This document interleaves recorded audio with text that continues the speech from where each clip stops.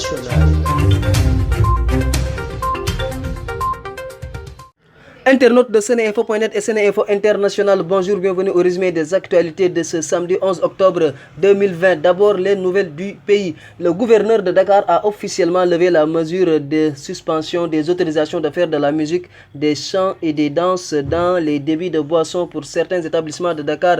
La dite mesure concerne les hôtels, auberges, restaurants, salons de thé et café. Dans son arrêté, Al-Hassan Sall de préciser que les responsables des établissements concernés sont tenus de faire respecter les mesures barrières édictées dans le cadre de la lutte contre la propagation du coronavirus.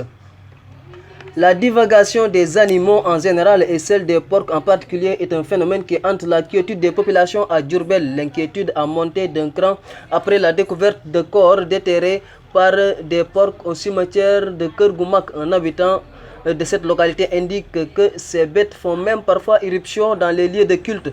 À la fin de la prière du vendredi, les fidèles avaient pris d'assaut le cimetière de Keur Goumak avec un seul objectif, sortir ces bêtes indésirables qui ont déterré des corps.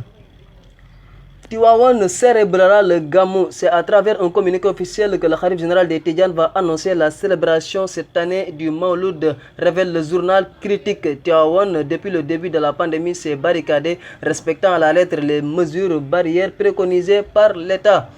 Le Khalif a toujours respecté les règles, fermant les mosquées, interdisant toute activité susceptible de mettre en danger les populations et les talibés.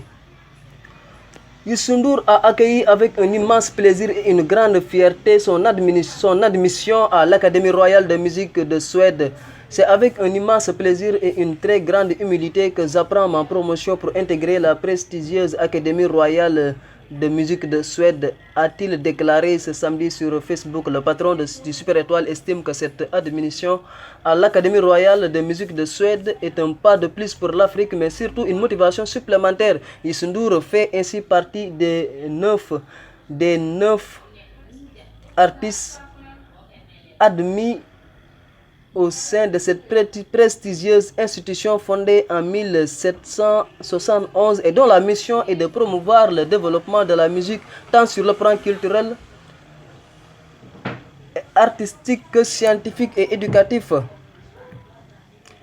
En Afrique, un homme qui a tué 9 femmes et qui a suscité l'indignation au Nigeria a été condamné à mort dans la ville de Port Harcourt, dans le sud du pays. Le procureur affirme que Gracious David West, puisque de lui qu'il s'agit, 40 ans, a étranglé des victimes dans des chambres d'hôtel à travers le Nigeria entre juillet et septembre 2019. Le juge Adolphus Enebeli a déclaré qu'il allait mourir par pendaison. Toutefois, la peine de mort n'est pas couramment appliquée au Nigeria. Les 3 dernières exécutions ont eu lieu en 2016. Le président du Ghana, Nana Akufo-Addo, président en exercice de la CEDEAO, est attendu ce dimanche 11 octobre à Bamako pour quelques heures. Il est le premier chef d'État à se rendre au Mali depuis la levée de l'embargo décrété par la CEDEAO. Il vient faire le point de la transition politique et évoquer les prochaines étapes pour que les échéances électorales soient respectées. Mais son premier message sera la solidarité avec le Mali, rapporte RFI. L'opposition ivoirienne a tenu ce samedi un premier grand meeting au stade d'Abidjan. Longtemps divisée, elle a présenté un front uni contre la candidature controversée du président Alassane Ouattara à un 3e mandat à l'élection du 31 octobre. Quelques 30 000 personnes se sont réunies au stade d'Abidjan pour assister au premier grand rassemblement de l'opposition ivoirienne qui cherche à faire front contre la candidature de Alassane Dramane Ouattara. Toute l'opposition ivoirienne dit non, non, non, pouvait-on lire sur le podium du stade. Nous terminons par le sport. L'équipe nationale de la Mauritanie a effectué une dernière séance d'entraînement à Nouakchott ce samedi avant de s'envoler pour Thiès où elle